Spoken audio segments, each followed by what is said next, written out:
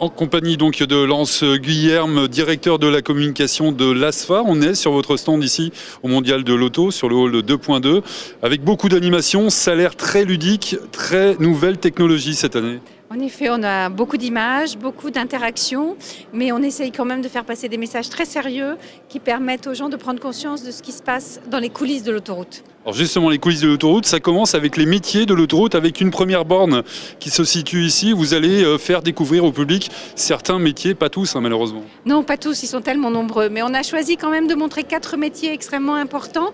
Le premier, les gens les voient au bord des routes, ce sont les hommes en jaune, les anges gardiens de l'autoroute, ceux qui sont là pour sécuriser et entretenir le réseau.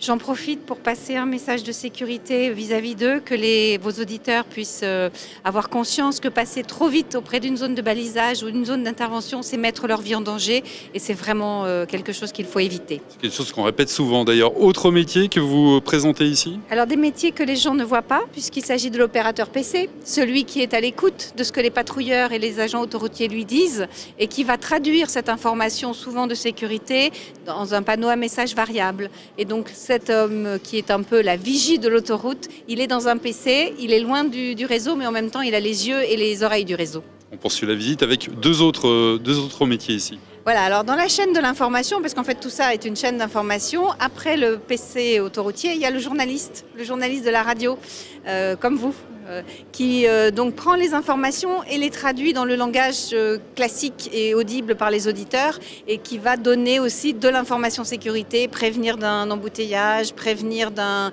obstacle sur la chaussée tant que les patrouilleurs ne sont pas encore intervenus.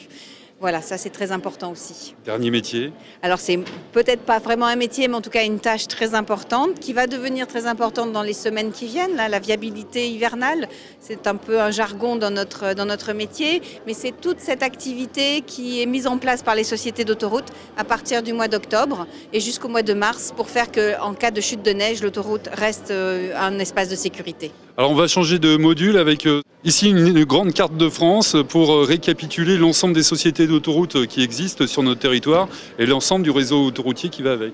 Exactement, on présente là l'ensemble des sociétés qui opèrent sur le réseau autoroutier, y compris les ouvrages qui sont aussi importants. Et ça nous permet de montrer la diversité des opérateurs et de présenter à l'ensemble à nos visiteurs l'ensemble de ces opérateurs dont ils n'ont pas toujours conscience. Ils connaissent la société de leur région, mais pas forcément celle des autres régions. C'est pas toujours évident de s'y repérer. On va poursuivre sur le stand de l'ASFA.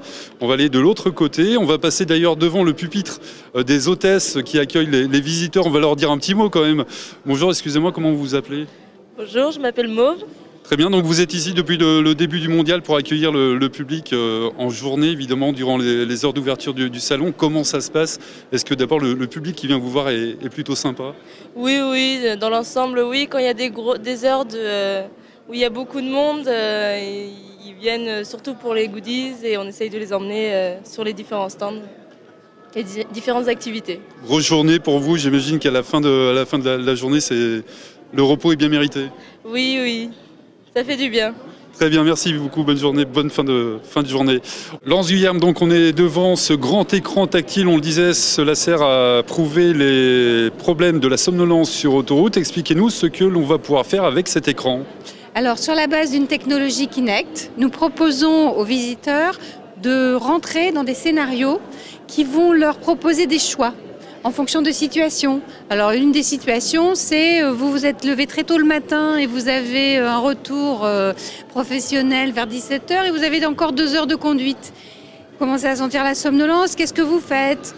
Et là, on propose différents choix, certains vraiment très mauvais, comme par exemple de monter le son de la radio. Désolé pour les auditeurs de 107.7, mais ça ne marche pas pour rester plus éveillé. Ou au contraire, d'ouvrir la fenêtre pour faire rentrer de l'air froid, ou de se donner des claques.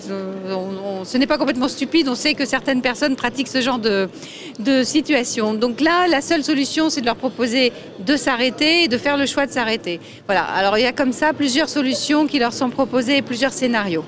Rapidement, est-ce que vous pouvez montrer comment ça marche? Alors je vais essayer. Il faut bien mettre ses pieds sur les marques qui sont au sol. Il faut mettre ses pieds sur les marques qui sont au sol. Je vais essayer de ne pas marcher sur le câble. Voilà, on en profite aussi pour passer un certain nombre d'informations sur la réalité de cette problématique et de leur poser la question de si oui ou non, ils ont déjà somnolé au volant. S'ils sont honnêtes, ils répondent oui, parce que c'est quand même quelque chose qui est arrivé à bon nombre d'entre nous. Donc on clique sur le oui si on y arrive. Voilà, il faut viser. Très bien, donc on clique sur le oui et ensuite d'autres questions apparaissent. Et là, effectivement, y compris le scénario des médicaments, souvent on est enrhumé, on prend un petit médicament dont on pense qu'il est assez anodin et en fait il peut avoir des conséquences importantes pour la vigilance. Très bien, on va poursuivre la visite avec un autre pupitre, un autre écran, avec une sorte de question-réponse sur les péages, hein, c'est bien ça. Voilà, souvent nos visiteurs, vos clients sur les réseaux d'autoroutes ont des questions sur le péage et nous essayons d'apporter de façon simple, assez pédagogique, des réponses. Pourquoi l'autoroute est-elle payante? Pourquoi les sociétés d'autoroutes font trop de bénéfices? C'est quoi votre métier finalement? Il est simple, c'est simplement percevoir le péage. Voilà, des choses qui sont souvent dans l'interrogation aussi des médias, il faut bien le reconnaître. Et là, nous apportons nos réponses. On peut rapidement essayer de faire une simulation? On va essayer. Pourquoi l'autoroute est-elle payante? Pour développer ces autoroutes, la France a fait le choix de faire payer les utilisateurs plutôt que les contribuables. C'est le principe utilisateur-payeur. Le péage permet donc notamment que les poids lourds ou les touristes étrangers payent aussi l'autoroute en France. Voilà, donc c'est écrit à chaque fois, ce que l'on a pu entendre également à l'oreille. On accompagne à l'oreille parce que c'est vrai que nous sommes dans un univers un petit peu bruyant et qu'il faut aussi permettre aux auditeurs d'entendre, enfin à nos visiteurs d'entendre ce qui est écrit. On termine avec ce triple écran où là on a des images des aires de service, des stations d'autoroute pour montrer que ces aires et ces stations évoluent elles aussi. Absolument, on a voulu faire comme une sorte de fenêtre sur l'autoroute et là montrer la véritable révolution en fait, qui est en train de s'opérer sur les aires au fur et à mesure des renouvellements, des contrats passés avec les enseignes. Aujourd'hui, sur les aires d'autoroute, vous avez des enseignes très connues en centre-ville que les clients reconnaissent. Bon, je ne vais pas citer de marque, mais elles sont là. Elles proposent les mêmes produits, les mêmes services et il nous apparaît intéressant de les montrer. Laurence Guyarme, une dernière question. Est-ce que c'est vraiment important pour l'ASFA d'être présente à chaque édition sur ce mondial de l'automobile à Paris? Je crois que on a regardé ensemble la carte. Les sociétés d'autoroutes sont présentes sur l'ensemble du territoire français.